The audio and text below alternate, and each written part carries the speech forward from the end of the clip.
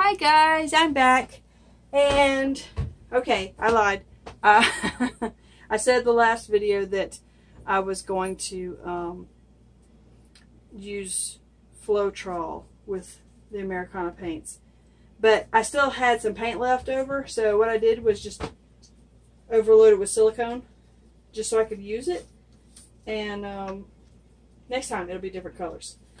So, I don't know, I put a bunch of silicone in it, but then I thought, well, maybe I should have just done like a marble rose or a tree ring pour or something, but I don't know. We're going to, maybe we'll do a tree ring pour or marble rose, whatever. And then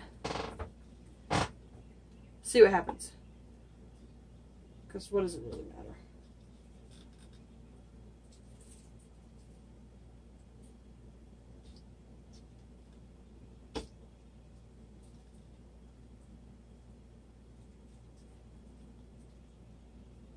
Okay, we're just going to pour all the colors in there.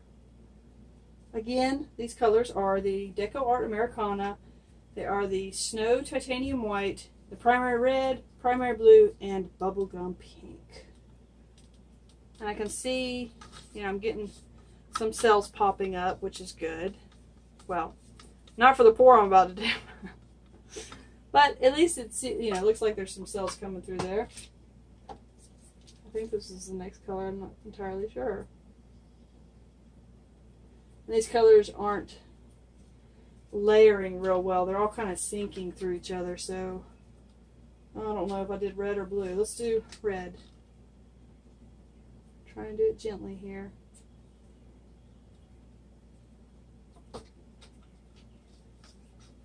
Rest of that pink.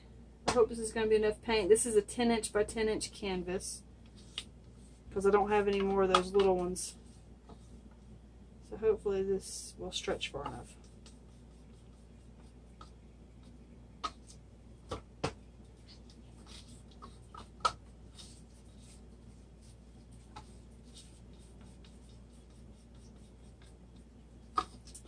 Alright, that's about it for the colors.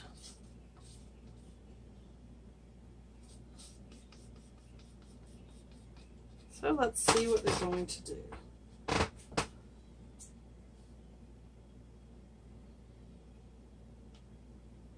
And this is not my normal color palette. You guys know me well enough by now to know that I rarely use red. I love the dark blue, but usually the blue I use is the phthalo blue. And I don't use pink very often, and when I do, it's much darker. So I'm sorry, this is not normally my color palette.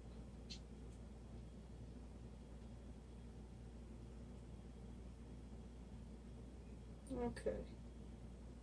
I really want to pick this up without dripping it. There we go. Alright. Move around a little bit. You can see we've got some good cells going on. Like I said, I kind of overloaded the painting there with the silicone. Kind of losing all the color, all the pink, and all the red, unfortunately.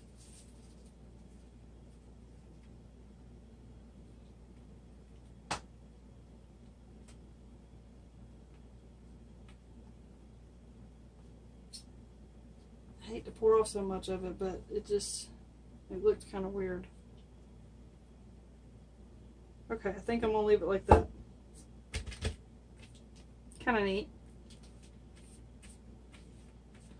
Like I said, not my normal colors, so I'm having a little mental issue with these colors, but just grab off the bottom, run the torch over it, and that'll be it.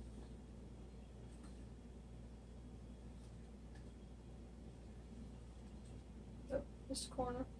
How in the world I missed that corner? I have no idea. Okay, rinse the fingers off real quick.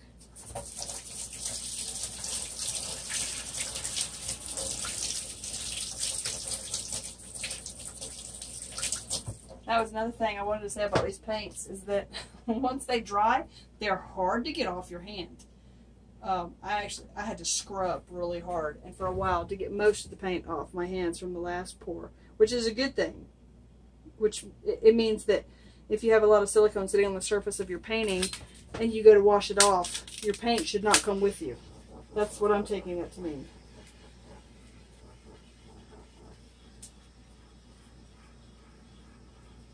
Popping some air bubbles, which is causing some stars to pop up.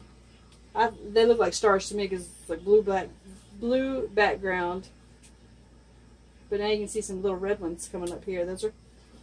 It's kind of pretty that way.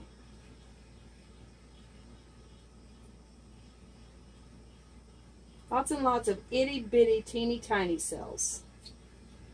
And that was from overloading my paint with silicone. I mean, I put like at least 10 drops or so in my little cups of paint, and that was on top of the couple of drops I put the last time. So that's quite a bit of paint, quite a bit of silicone in there.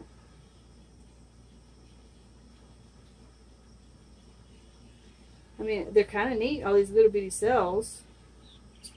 I don't like that giant one right there, but I'm not going to touch it because every time I touch stuff I don't like in the painting, I pretty much ruin it. So we're just trying to bring up as many little cells as possible because they look kind of cool.